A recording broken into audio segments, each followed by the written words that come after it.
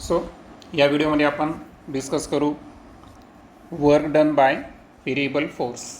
आता variable force जे आहे तर कॉन्स्टंट फोर्सबद्दल आत्तापर्यंत आपण बोललो की जो फोर्स स्टार्टपासून एंडपर्यंत कसा राहील, सेम व्हॅल्यू राहील, तर त्याला आपण कॉन्स्टंट फोर्स म्हणलो. आणि कॉन्स्टंट फोर्ससाठी आपण फॉर्म्युला पाहिला फोर्स इंटू डिस्प्लेसमेंट आणि अँगल जर असेल तर F D cos theta. Okay.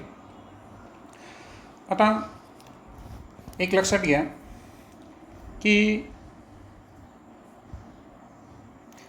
ज्या कॉन्स्टंट फोर्सबद्दल आपण बोललो तर या कॉन्स्टंट फोर्सचं एक वैशिष्ट्य आहे की कॉन्स्टंट फोर्स जो आहे ना हा निसर्गामध्ये फार कमी प्रमाणात असतो. Means it is a rare force. कमी प्रमाणात दिसून येणारा फोर्स आहे कॉन्स्टंट फोर्स. कारण फोर्सेसचं वैशिष्ट्य आहे की ते जनरली काय असतात, व्हेरिएबल असतात. ओके. त्यानंतर आता आपण काय करू, फिगरकडे थोडंसं ऑब्झर्व करू. फिगरमध्ये जर पाहिलं आपण तर एक डार्क एरिया दिसेल तुम्हाला, बरोबर आहे का, बऱ्याच याच्यामध्ये. तर तो आहे delta x. Okay. So actual तो एरिया आहे, परंतु जसं की आपण पाहिलं तर आपण एक्स ॲक्सिसला काय घेतलेलं आहे, डिस्प्लेसमेंट घेतलेलं आहे, आणि वाय ॲक्सिसला काय घेतलेलं आहे, आपण फोर्स घेतलेला आहे. सो असं आपण कन्सिडर करू की डेल्टा एक्स जो आहे हा एक स्मॉल डिस्प्लेसमेंट आहे. ओके. देन आता फोर्सेस जे आहेत हे स्मॉल डिस्प्लेसमेंटसाठी नेहमी कॉन्स्टंट घ्यावं लागतं, आणि दॅट्स वाय अशा केसमध्ये जर आपल्याला वर्क डन काढायचं असेल, okay, so small work done म्हणून आपण delta W is equal to F. आता हे जे एक्स आहे मी ब्रॅकेटमध्ये लिहिलो आणि into delta X. So F into delta एक्सवर आपण फोकस करायचा आहे. आता एफ एक्स जो आहे ना force with respect to displacement, त्याच्यामुळे तो एक्सला तुम्ही निग्लेक्ट करायचं. सो विचारात काय घेणार तुम्ही, F delta X. So confuse होऊ नये म्हणून पुन्हा एकदा आपण डेल्टा एक्स लिहून टाकू. त्यानंतर आता हे झालं स्मॉल डिस्प्लेसमेंटसाठी, बरोबर आहे का. आता जसं की तुम्हाला फिगरमध्ये रेग्युलर काय दिसतात बरं, एक रेक्टँगल दिसत आहेत, बरोबर आहे का. सो हे सर्व रेक्टँगल संदर्भात जर आपण वर्क डन कॅल्क्युलेट करत गेलो तर आपल्याला सर्वांचं काय करावं लागेल, ॲडिशन करावं लागेल. आणि सो अशा केसमध्ये आपल्याला काढायचं आहे total work done. So total work done जे आहे हे कॅल्क्युलेट करताना आपण काय करणार, डब्ल्यू हे ॲप्रॉक्सिमेटली कशाची इक्वल असेल की डिस्प्लेसमेंटच्या व्हॅल्यूज वाकडून सुरू झाल्या होत्या एक्स आयपासून, फायनल काय आहे एक्स एफ, ही आपली रेंज आहे. सो समेशनमध्ये आपण displacement x i, initial displacement to final displacement, आणि असे जेवढे फोर्सेस आहेत एफ एफ एक्स म्हणजे फोर्स, आणि इंटू डिस्प्लेसमेंट डेल्टा एक्स, या सर्वांचं काय घेणार आहे आपण, समेशन घेणार आहात. आता प्रश्न असा आहे की जे डिस्प्लेसमेंट आहे हा डिस्प्लेसमेंट झिरोला जर अप्रोच करत असेल, ओके, सो सांगितल्याप्रमाणे डिस्प्लेसमेंट हे कशाला अप्रोच करायला या ठिकाणी, त्याला आपण अलो केलं approaches to zero. Okay. So डिस्प्लेसमेंटची जी व्हॅल्यू आहे नियरली इक्वल टू झिरो जर असेल तर हे जे समेशन असतं याला रिमूव्ह करावं लागतं, आणि त्या ठिकाणी काय घ्यावं लागतं, आपल्याला लिमिट द्यावं लागतं. ओके. सो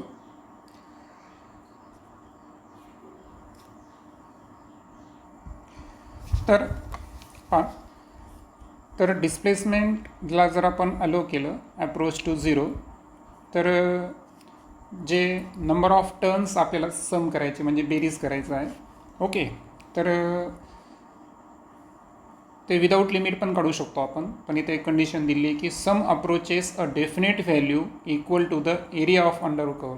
म्हणजे सर्वांची बेरीज जर कशाच्या इक्वल येत असेल, एरिया अंडर द कर्वच्या इक्वल येत असेल, तर अशा वेळेस आपल्याला वर्क डन करताना काय करायचं आहे, लिमिट द्यायचं आहे. आणि दॅट्स वाय आता जसं की फिगर बीमध्ये जर पाहिलं आपण, तर फिगर बीमध्ये तुमच्या लक्षात येईल की आता जी आपण फिगर ए पाहिली होती, तर त्यामध्ये आपण पाहिलं की व्हेरिएबल फोर्स है ना. तर जसं की इथं सांगितल्याप्रमाणे की आपण काय केला होता की हा F x, okay sorry, F X जो घेतला होता आपण, तर हा घेतला होता आपण व्हेरिएबल फोर्स आणि स्मॉल डिस्प्लेसमेंट आपण काय घेतला होता, डेल्टा एक्स. आणि त्या संदर्भात टोटल वर्क डन आपण पाहिलं की समेशननं निघलं. परंतु जेव्हा आपण फिगर बी संदर्भात बोलू, तर फिगर बी काय सांगते आपल्याला की आपल्याला adding the areas of all rectangles, जेवढे पॉसिबल रेक्टँगल्स होते त्या सर्वांचे एरियाज जर आपण ॲड केले, तर आपल्या लक्षात येतं की change in displacement is approaches to 0 जरी असेल, तर या केसमध्ये जो एरिया अंडर द कर्व असतं हे कशाच्या इक्वल आहे, वर्क डनच्या इक्वल आहे. म्हणजे व्हेरिएबल फोर्स जेवढं काही वर्क डन करतं त्या वर्क डनची व्हॅल्यू ही कशाची इक्वल असते, एरिया अंडर द कर्वची असते. आणि दॅट्स वाय इथे आपण लिहू शकतो की work done is equal to limit delta X approaches 0 आणि समेशनचे values X I to x F. Variable force कोणता आहे, F x into change in displacement delta X. So इथं मॅथमॅटिकली काय होतं की एक इंटिग्रेशनची रेंज येऊन जाते. ठीक आहे, समेशनला जेव्हा आपण लिमिट देतो, सो इंटिग्रेशनची रेंज काय येईल, x I to x F variable force f x into d x. Okay, so या ठिकाणी जे आपण लिमिट दिलं ते limit stand for limit of the sum when delta x tends to 0. Okay, असा त्याचा अर्थ आहे. आता लक्षात घ्या की फोर्स कसा आहे, वेरिंग फोर्स आहे. ओके, आणि वेरिंग फोर्स काढायचा असेल, वेरिंग फोर्स संदर्भात जर वर्क डन काढायचं असेल, तर आपल्याला definite integral of force over displacement या ठिकाणी काय करावं लागतं, कॅल्क्युलेट करावं लागतं. आणि सो ओव्हरऑल जर पाहिलं आपण, तर आपण 3 गोष्टी यामधून लर्न केल्या आहेत. ओके, सो पहिली गोष्ट हे जे लर्न केलं आपण, तर स्मॉल डिस्प्लेसमेंटसाठी वर्क डनचा formula variable force into change in displacement. त्या केसमध्ये टोटल वर्क डन काढायचं असेल तर त्याचं काय घ्यायचं आपल्याला, समेशन. आणि डिस्टन्स जर अप्रोचेस 0 असेल आणि पूर्ण एरिया अंडर द कर्व, जसं की फिगर बीला आपण रेफर घेऊन चाललो, तर अशा वेळेस काय करणार आपण, त्याची लिमिट फाईंड करणार. ओके, आणि लिमिट नंतर जर पाहिलं आपण तर इंटिग्रेशनचा फॉर्म्युला तिथं काय होतो, अप्लिकेबल होतो. ओके, आता प्रॉब्लेम आपण डिस्कस करू. A women pushes a trunk on a railway platform which has a rough surface. So एक ट्रंक आहे ट्रॉलीसारखं, तर रेल्वे प्लॅटफॉर्मवर काय व्हायलं, वुमेन त्याला पुश करेली आणि प्लॅटफॉर्मचं सरफेस कसं आहे, rough. She applies a force 100 newton over a distance 10 metre. हां, इथे जर पाहिलं आपण, तर 0 पासून तर 10पर्यंत हा फोर्स कसा आहे, कॉन्स्टंट फोर्स आहे, बरोबर आहे, एफ. आणि त्याची व्हॅल्यू दिली आपल्याला 100 newton. Okay, thereafter she get progressively tired, म्हणजे हळूहळू ती थकत गेली. And her applied force reduce linearly. आणि ते जर पाहिलं तर ग्राफची व्हॅल्यू लिनियरली काय होत गेलेली आहे, रिड्यूस होत गेलेली आहे. आणि फायनली ती किती झाली 50 newton. Okay. The total distance through which the trunk has been move is 20 metre. मला आता सांगा टोटल 20 आहे, याचा अर्थ पहिल्या 10पर्यंत कॉन्स्टंट फोर्स होता. 10 ते 20 मीटर कोणता फोर्स आहे, व्हेरिएबल फोर्स होता, किंवा त्याला आपण असं म्हणू की तो फोर्स काय होऊ लागला, कॉन्स्टंटली रिड्यूस होऊ लागला होता. त्यानंतर plot the force applied by the women and the frictional force which is 50 newton versus displacement. आणि फायनली जर पाहिलं आपण, जसं की आता आपण B to C constant force आहे 100 newton, C to E decrease होत गेलेला आहे. 20 मीटर हा ई पॉईंट आहे, ज्याची व्हॅल्यू किती आहे 50 न्यूटन. सो आपल्याला काय कॅल्क्युलेट करायचं आहे, work done by the two forces over 20 metre. So आपल्याला 20 मीटरपर्यंत जे दोन फोर्सेस होते कॉन्स्टंट आणि व्हेरिएबल, त्यांच्या वर्क डनची व्हॅल्यू आपल्याला काढायची आहे. सो आता या केसमध्ये तुमच्या सहज लक्षात आलं असेल की सुरुवातीला जो ए बी सी डी हा दिसतो आहे तुम्हाला, तर हा ॲक्च्युअल काय बरं रेक्टँगल आहे. आणि सी डी आय ई किंवा सी ई आय डी हा जो आहे हा काय ट्रॅपेझियम आहे, बरोबर. सो आता डाटा जर पाहिला आपण, तर ओव्हरऑल जे पूर्ण डिस्प्लेसमेंट झालेलं आहे ते किती आहे 20 मीटर. त्यानंतर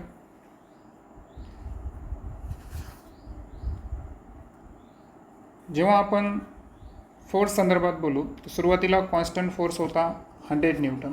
ओके. आणि नंतरची व्हॅल्यू जर पाहिली आपण, तर ती किती आहे 50 न्यूटन आहे.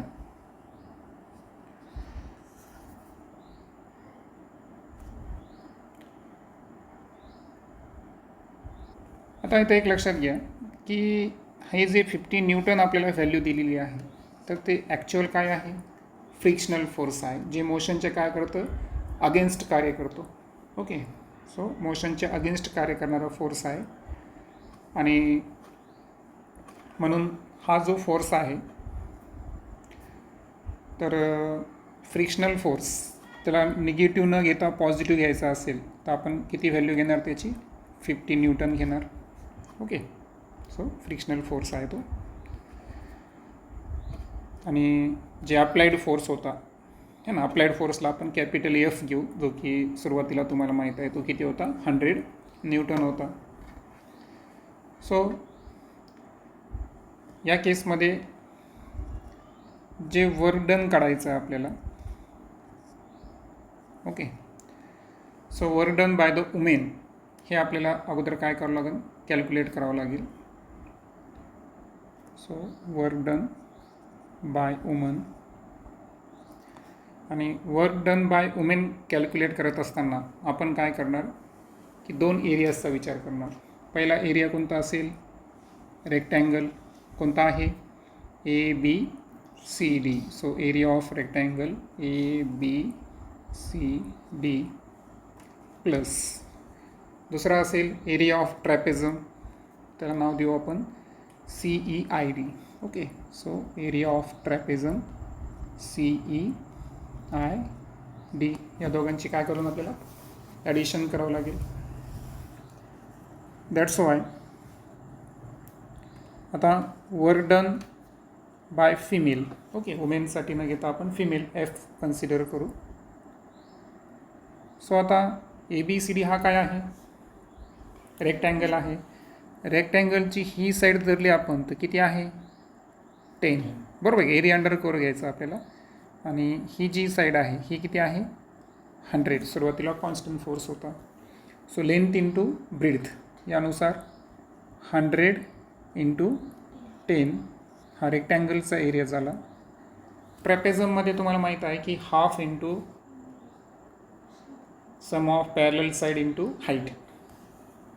आता इथं आपल्याला माहीत आहे की फायनली जर पाहिलं तर ई पॉईंटला आपण 50 लागलो आहे, म्हणजे ही साईड किती व्हायली बरं 50, ही किती व्हायली 100. 20मधून 10 मायनस करा, ही किती व्हायली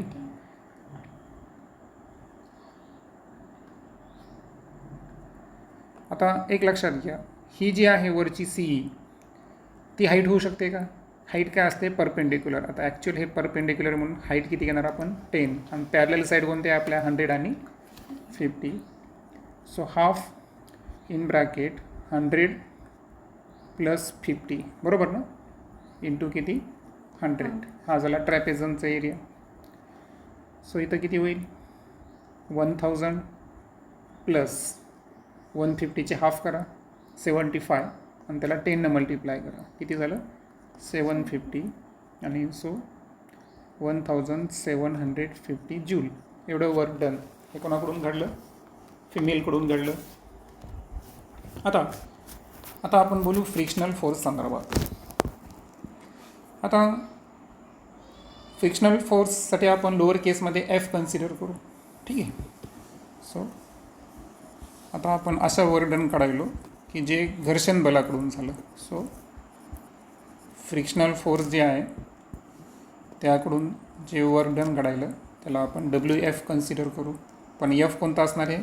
स्मॉल. हे कॅपिटल F होता. आता हे वर्क डन काढायचं असेल तर आता यामध्ये काय झालं बरं?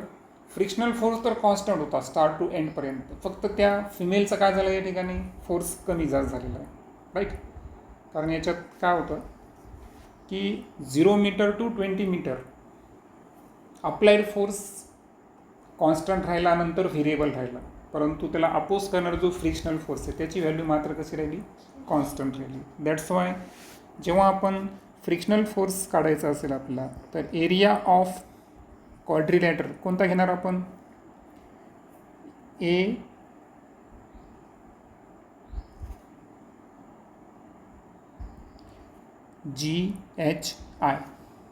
ओके. So AGHI. कारण मी तुम्हाला म्हणलं होतं की इथं आपण जी व्हॅल्यू घेतलेली फ्रिक्शनल फोर्सची ही मॅग्निट्यूडमध्ये घेतली, पण फ्रिक्शनल फोर्स जे आहे हे अगेन्स्ट काम करतं, त्याची व्हॅल्यू निगेटिव्ह आहे. म्हणजे तो ग्राफवर कुठे येईल? निगेटिव्ह Y ॲक्सिसवर येईल. दॅट्स वाय हा जो खालचा एरिया दिसतोय तुम्हाला तर हे काय आहे? Work done by frictional force. So यामध्ये आपल्याला काय करायचं? हा कुणासारखा दिसतो बरं? रेक्टँगलसारखा दिसतो. सो रेक्टँगलची मॅग्निट्यूडमध्ये जी वन साईड आहे ती 50 असेल आणि अनदर साईड किती असेल? 20 असेल, बरोबर? मात्र ही 50 जी घेणार आपण ही 0च्या बिलो आहे. कॉर्डिनेट जॉमेट्री तर ॲप्लिकेबल असणार, बरोबर ना? दॅट्स वाय ते आन्सर काय घेणार आपण? -50. आणि so area of rectangle AGHI आपल्याला कॅल्क्युलेट करायचं आहे. सो या ठिकाणी काय असणार? फोर्स आहे -50 इंटू डिस्टन्स किती आहे?